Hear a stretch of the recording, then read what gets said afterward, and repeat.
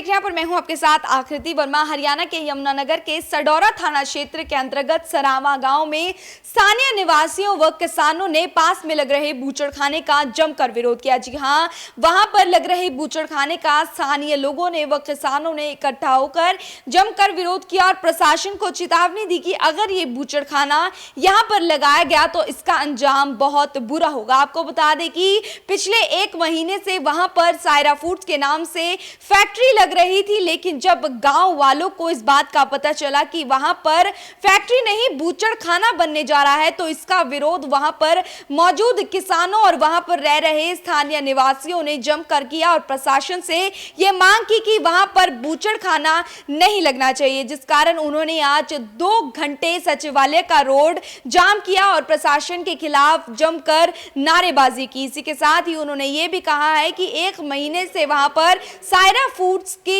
नाम से फैक्ट्री लगाई जा रही थी, लेकिन जब उनको ये पता चला कि वहां पर बूचड़खाना लगने जा रहा है तो उन्होंने कई बार इसकी शिकायत जो है प्रशासन को दी, लेकिन प्रशासन ने इस पर कोई कार्रवाई नहीं की। इसी के साथ ही अब उन्होंने प्रशासन को ये चेतावनी दी है कि अगर ये बूचड़खाना वहां पर लगवाया गया तो इसका अंजाम बहुत बुरा होगा। इसी के साथ ही उन्होंने ये भी बोला कि फैक्ट्री के मालिक के पास ना तो एनओसी है, इसी के साथ ही ना ही कोई मान्य सर्टिफिकेट है वहां पर किसी भी तरह की फैक्ट्री या बूचड़खाना लगाने के। इसी के साथ ही उन्होंने ये भी बोला कि वहां पर अगर बूचड़खाना लगाया गया तो वह जमकर इसका विरोध करेंगे। इसी के साथ ही उन्होंने आज इसके विरोध में सचिवालय का रोड 2 घंटे तक जाम किया और सरकार से ये मांग की कि वहां पर बूचड़खाना ना लगाया जाए।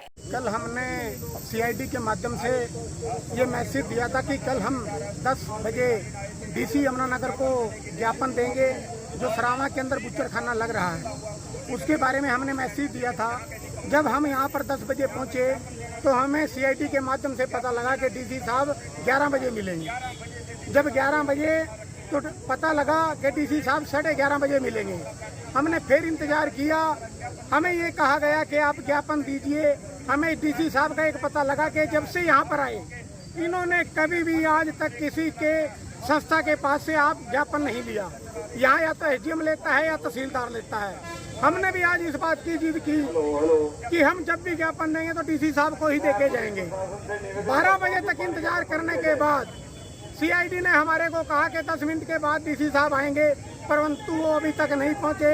उसके बाद हमने फैसला लिया, संयुक्त किसान मोर्चे के बैनर के तले ये लड़ाई लड़ी जा रही है। वो फैसला लिया कि जब तक डीसी साहब नहीं आएंगे हम रोड पे बैठे रहेंगे, चाहे वो जब मर्जी आए तब तक हम यहीं रोड पे रहेंगे। तो डीसी के खिलाफ भी मुर्दाबाद के नारे लगाए गए हैं। देखिए, लोगों के अंदर रोष है। इतना 40 टेम्परेचर जो गर्मी पड़ रही है, डीसी साहब एसी में बैठे हैं। हमें तो मालूम हुआ है कि डीसी साहब जो अपने घनश्याम अरोड़ा जी उनके घर पे बैठे हैं। हमें तो मालूम हुआ है उनको जनता की कोई फिक्र नहीं है, जनता आपके बीच में है, तो इसलिए हम यहाँ पर बैठे हैं। पहले खोलने की कोशिश की गई थी, वो रोक दिया। अब दूसरी जगह ऐसा क्यों हो रहा है और किसान इसके मामले में क्या कर रहे हैं? किसान ही नहीं, इस मामले में पूरे ग्रामीण इसका विरोध कर रहे हैं। आज जो बूचड़खाना और रादौर में जब विरोध किया, ग्रामीण इकट्ठे हुए धरना दिया, वहां से तो उसको डीसी साहब वही डीसी हैं, यही अधिकारी हैं, इन्होंने वहां से तो उस जमीन को बिकवा दिया, वहां से उसको रद्द करवा दिया और अब उसी जिले के अंदर गांव सरावा में ब्लॉक सडौरा में वही बूचड़खाना लगाने की इजाजत दे दी। कैसे? हम पूछना चाहेंगे इन अधिकारियों से। वही डीसी है, वही कागजात वही लगाने वाला है और वही जिला है, उसी जिले की जमीन है। जब रादौर में नहीं लगने दिया तो सडौरे में कैसे लगने देंगे? उसका पूरा विरोध किया जाएगा। किसी भी कीमत पर बूचड़खाना नहीं लगने दिया जाएगा, क्योंकि अगर उसमें कमी थी तभी उसको रादौर से हटाया गया। अगर वो अच्छा था, उससे रोजगार मिलता तो रादौर से क्यों उसको हटाते? किसी भी कीमत पर उसमें लगने नहीं देंगे।